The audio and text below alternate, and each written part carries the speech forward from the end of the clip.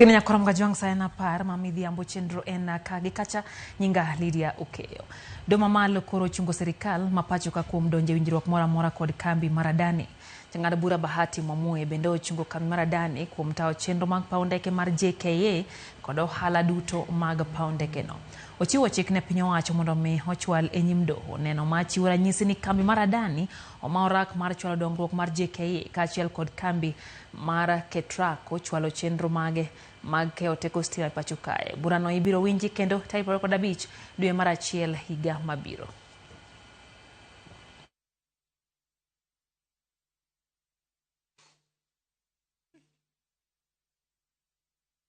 Conservatory Order B and is hereby issued, restraining the respondents, jointly and severally, from entering into, approving, or furthering any concession agreement relating to the Jomo Kenyatta International Airport with the first and second respondents, or their associated or related entities, or any other party or entity.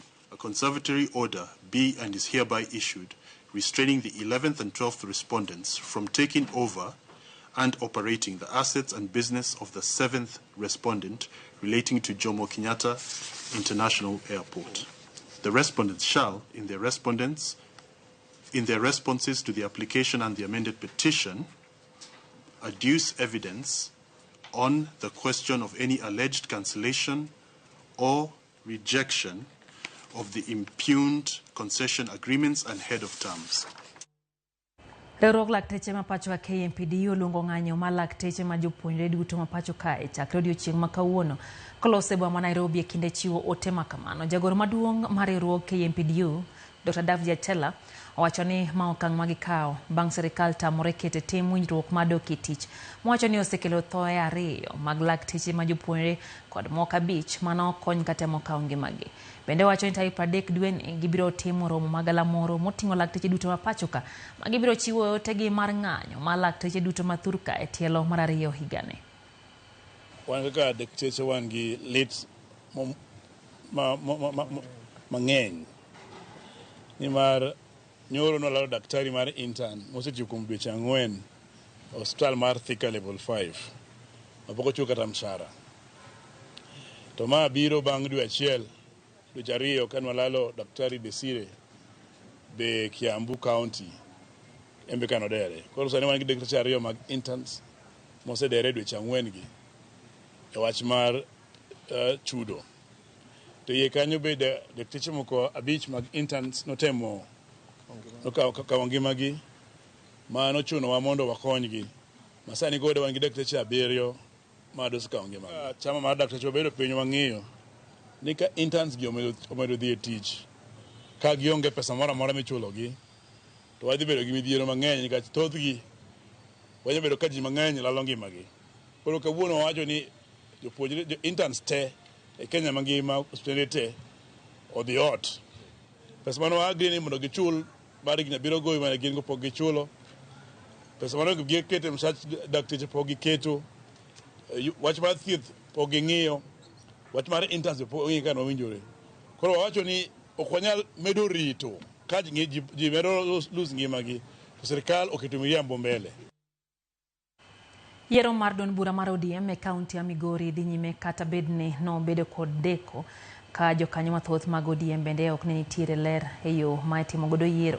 Thoth kuonde mano keti mag goyo ombulu no yaw kar saa 11 mar okinyi ka kwan jogo mano ochopo yiero ni bende ne tin. E kuonde luto ombulu kaka skunde primary Migori, chenro mar goyo ombulu ne ogo e yor ting'o bat malo. Kwet no nenre kuonde goyo ombulu e chenro ni mar ODM madhi nyime sani. Jad bura ma Suna West Peter Masara mano limo kuonde goyo ombulu mopogore opogore opo chenro ni mar yiero mar ODM kowacho ni time makare kendo en tiere kod kwe.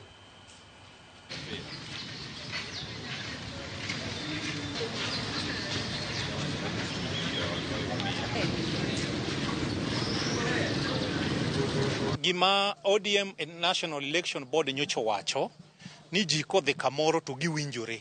Mokwongo ka nitiere consensus ma giwinjore ni ng'ane mwayier mano no yie, to ka en ji mang'eny madwaro mondo yie to ni iting'o bat. Pod warito ji, especially the women wing, pod donjo mos. Wan ing'eni youths, wan Gen Z wabiro chon. Koro madegi ni nyaka dhi e puodho, nyaka gidhi e chiro. Wasebedo kae kuom seche modhuro ka report mora mo waseyudo onge. Kwe nitie maber, nitie mane tungni mano mi johera mar party nitiere lweny e Suna West. To wadwa kwedo wachno ni onge lweny. Neno ka namba 10 kalure gi confusion moro nodwa bedo ni Suna West ne yiero samoro ne nitie kaka ni nyachor mbele. Hapa ni mane sababu momiyo thoth jowa okochopo ka. Formula motigo ji ok nya bedo gathering mang'eny nikech idwa mana namba mathin ji 30 polling center. Chon ng'eno wayiero maduong' dichiel. Emo ji ne bedo mang'eny. Koro yiero nitie kata king'iyo ng'eya kanyo ji biro madam yiero nitie. Chenro mag yiero mano obagi gi duond bura mar ODM Mombasa oyudo ng'ikruok bang' jopiny chope moko kuom kuonde goyo ombulu kendo yudo ka onge chenro mane dhi nyime. Kata kamano chenro no otae kuonde moko ka moko kuom jopiny to no siro chenro kama moko to no kwede ka gikoni onge yiero motimo. Omiyo koro gidwaro mondo mi chenro no ochan manyien. En mar either wating'o badwa kikwanowa kata ji winjruok notamowa. Koro miyo ne wadhi ting'o badwa ma jok mane wan godo jomoyombo jok mane apgi ok ber bende gibed gi tem chieng' machielo kendo. Office okelo yiero nikech kata yiero motim kani ma en mar group. King'iyo waonge gi certificate, waonge gi any document from the office. Jowa mag grassroots o apply gi pesa to pesa gi nyaka ti. We want to see the value of that money. Nyaka wane ni yiero nitie to ka yiero onge to luongo waduto wadwa bede mesa. Watemo wuotho e polling centers te. Okonwa returning officers kata coordinators mag counties manyicho wachnwa ni biro chung'ne election onge. Gi call off yiero makawuono, gipango odiochieng' machielo, watim yiero makare. Any list mabiro chope mesa gi reject those list mago jok ma okoyier gi jopiny. Wan kaka jo ODM gik magitime ema ketho chama mar ODM nekech ka gilande yiero to jomoko kawo party no kaka individual property magine magitiyo kaka gidwaro. Koro ana nyiso jo ODM Orange House, the likes of Safona, Gladys Wanga, Simbarati and Governor Abdul Shomad. Ni kagidwa ni party mar ODM otho, then gitim ojinga magichako timo gisani. To kagidwa ni strengthen party, to this election grassroots nyaka bed competitive. UDA is terrorizing Mombasa nekech ojinga ma itimo Mombasa ka. Senator Matana River Danson Mungatana owito oko paro manogolo mar sirikal tawo chenro mag kanise mathurka kalore kod ywak mawuok kuom kanise kaachiel gi dinde mopogore opogore. Pacho ka i paro makamano Mungatana notimo lalruok gi jotend kanise ka bang'e nowito paro noko. Ne gichopo e winjruok mar weyo kanise mondo mi oketo kenge abiro tawo chenro mag giwegi. Wakati tulisikia mswada huo umepitishwa, tukafanya jitihada nyingi kupitia kwa majority leader Kimani Ichung'wah, akatupeleka mpaka kwa Mungatana, ametusikiliza na akaona kuna umuhimu wa kwanza kurudi kwa kanisa, tutengeneze kitu itakubalika nchini Kenya. Na tuta withdraw ama tutatoa ile mswada ili tuweze kupata nafasi ya kutembea na stakeholders wote ili tuwe na a broad understanding ya kwamba ile sheria ambayo tutakuja kutengeza baadaye itakuwa ni sheria ambayo inakubalika na kila mtu. Nyathi ma jadweche adek yware gi rem e osiptal ma Busia bang' wuon mare tong'o wiye gi ofuacho tok gwandruok mane obedo godo e kind wuoro kod min mare. Nyathino ne wuon mare otong'o e dalagi mantie gweng' mar Mang'oma e kar chung' od bura ma Matayos, kaunti ma Busia.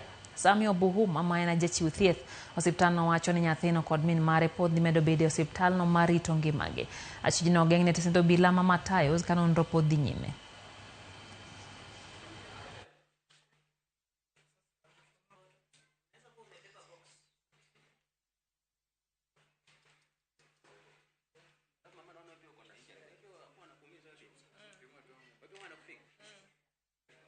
Nimeweka maji napakua chakula yangu, akaniita Mama Derek, hebu kuja hapa. Kwenda kwa nyumba.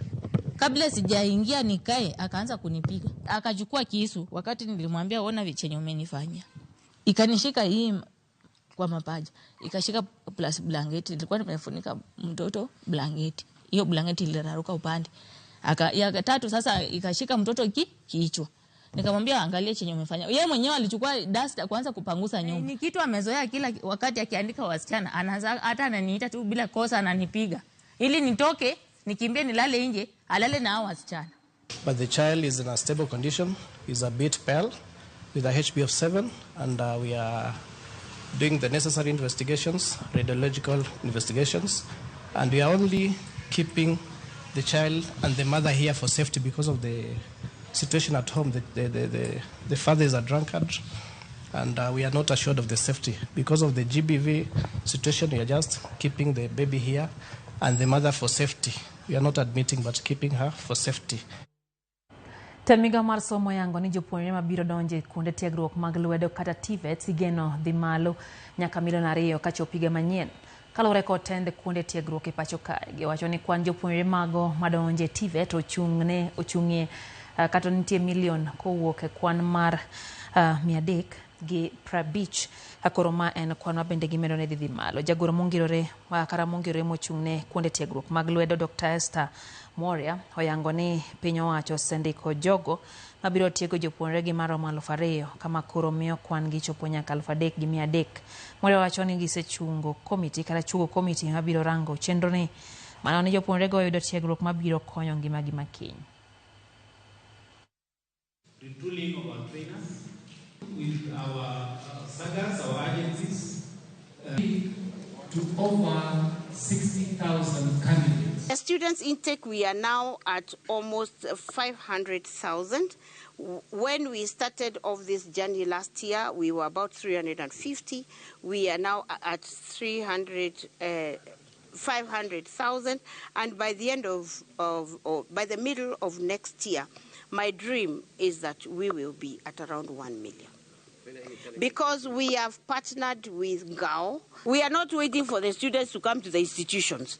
We are going to the institutions to tell them to come, because we have the space to train you in any skill that you want to do. It's not about mathematics and geography and whatever. No, it's about what you can do. And I believe everybody in this world can do something, isn't it? We are looking at touching the lives of our 7 million young people, whom we are targeting that by 2030 they will have the required skills, and therefore they will have already transited into dignified and fulfilling work. It is the skills that young people have that will enable them to transit into the world of work. Riwruoge mag saga kwa mondo mi oti kod lony manyasani e bedo kod lony matut e weche mag chenro mag saga e yor mbui koting'o kano mwandugi e yor tudruok manyasani kokadho chike mag saga.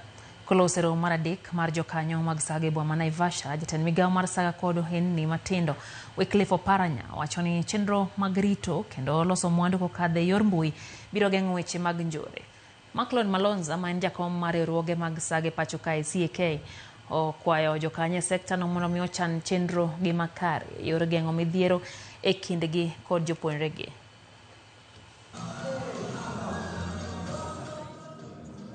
The costs associated with acquiring and maintaining technology solutions pose a significant challenge. I urge cooperatives to pool their resources and invest in a shared ICT platform through the 4-tier cooperative structure. So the strength of Kenya cooperatives lies in our unity, our shared purpose, and our dedication to serving our communities. And I ask all the leaders who are here, let us continue to support each other, fostering collaborations, cohesion across all cooperatives in the country.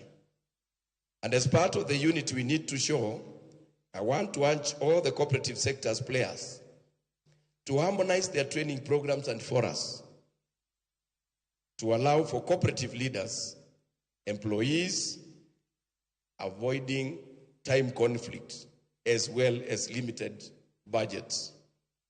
By aligning these programs, we can ensure cooperators have the opportunity to attend to more relevant forums and allocate resources more effectively, enhancing the overall development of our movement.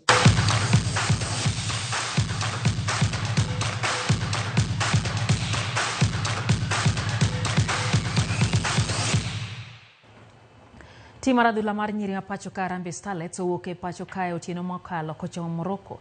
Starlets biro go tuke ariyo mag osiep gi tim mar Morocco. Captain mar Junior Starlets Elizabeth Ochaka onywaki e tim maduong'no bang' ka notimo maber mokalo e tuke mag World Cup mokalo manogo e piny mar Dominican Republic.